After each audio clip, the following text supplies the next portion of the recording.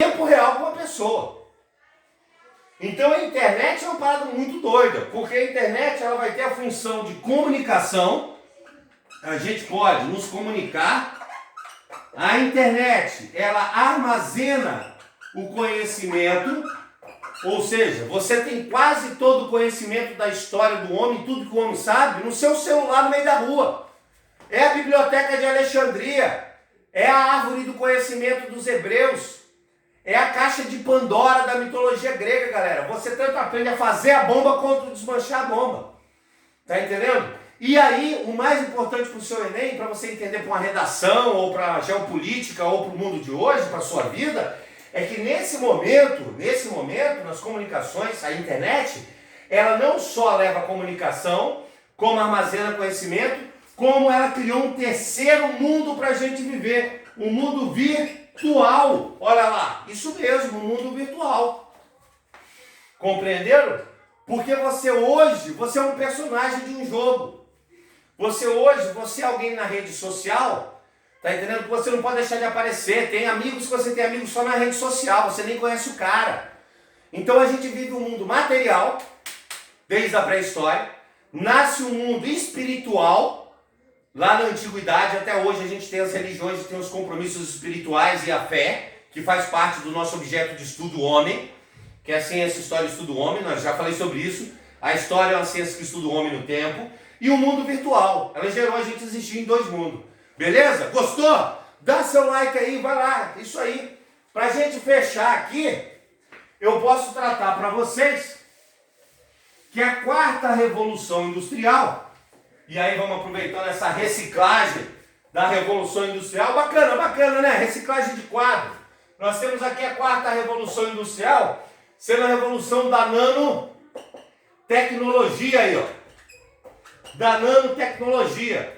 Ela começa nos Estados Unidos da América. Ela começa ali. Acreditamos que mais ou menos em 2060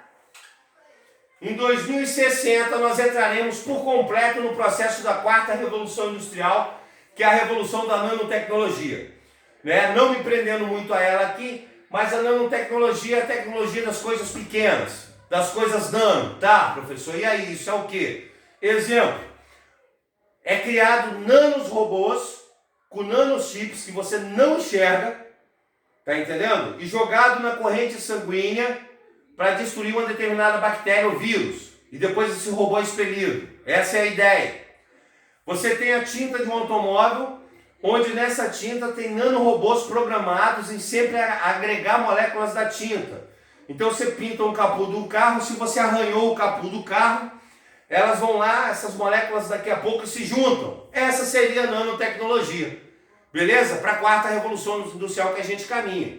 Mas que eu prefiro desenvolver o que vai ser a quarta revolução industrial numa outra aula ou num especial de Storydoc ou no História Origens e tudo mais do canal Historizado. Para a gente fechar, a gente poder fechar nossa aula de revolução industrial, claro, como eu falei, nós veríamos aqui as consequências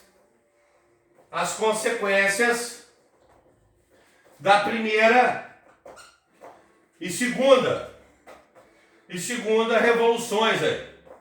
As consequências da primeira e segunda revoluções industriais. Porque as consequências da terceira e da quarta estão acontecendo agora. Então a gente fecha aquela sequência de primeira, segunda, terceira e quarta revolução industrial, para vocês entenderem. E aí as consequências da primeira e da segunda revolução industrial é o seguinte: o trabalho humano será altamente explorado. Ou seja, a máquina nunca para. Sempre vai ter energia, sempre vai ter matéria-prima, então a máquina nunca para. Então o homem nunca para de trabalhar ali.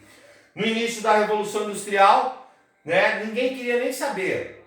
Foram anos de tecnologia, mas foram anos terríveis por operariado. Eles eram altamente explorados, trabalhando 18 horas, 20 horas por dia. Se machucava na máquina, não tinha indenização. Compreenderam? Então o trabalho humano passa a ser altamente explorado. Má condição de moradia. No princípio da Revolução Industrial, você teve os cortiços, os famosos cortiços da Inglaterra. Isso gerava doença, a sujeira, né, a falta de educação e tudo mais. Hoje ainda tem as periferias nas grandes cidades, né? Outro, o fim, vou botar dessa forma, ó, entre parênteses, o fim do campesinato. Porque os camponeses começaram cada vez mais a migrar para a cidade, porque as cidades tinham recursos para trabalhos industriais, além da educação e da saúde que vai se desenvolver. E nós teremos teorias e movimentos contra a Revolução Industrial ou a favor. Posso citar dois movimentos para a gente aqui que nos interessa na Inglaterra. Primeiro, o ludismo. Posso citar aqui para vocês o ludismo criado pelo operário, o operário Ned Ludd.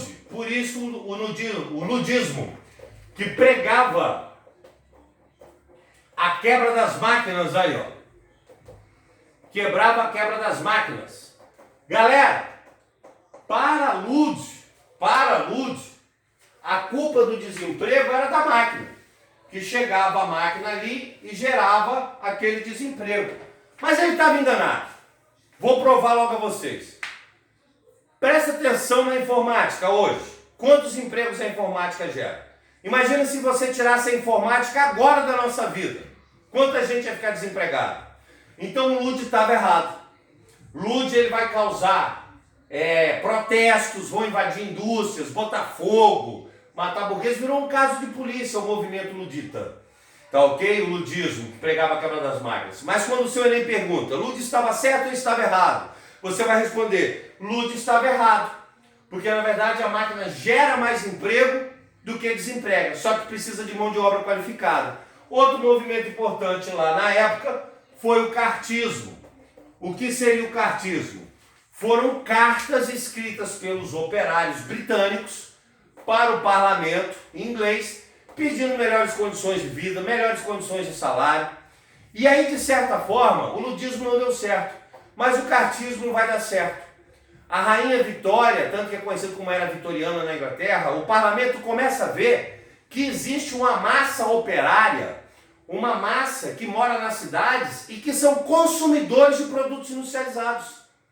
Então o cartismo vai dar um resultado. Eles começam a criar a carga horária, vai permitir existir os sindicatos, que são as chamadas trade unions, tá entendendo? Nasce as workhouses, que serão casas de apoio a desempregados dentro da Inglaterra, e essas ideias vão se espalhando por toda a Europa, e depois, como consequências da Revolução Industrial, ainda vai surgir movimentos mais radicais, como o socialismo utópico, o socialismo científico de Karl Marx e o anarquismo. Espero que tenham gostado, dê seu like aí, se inscreve no canal, mostra para o colega, se prepara para o seu Enem, porque agora você já ficou historizado.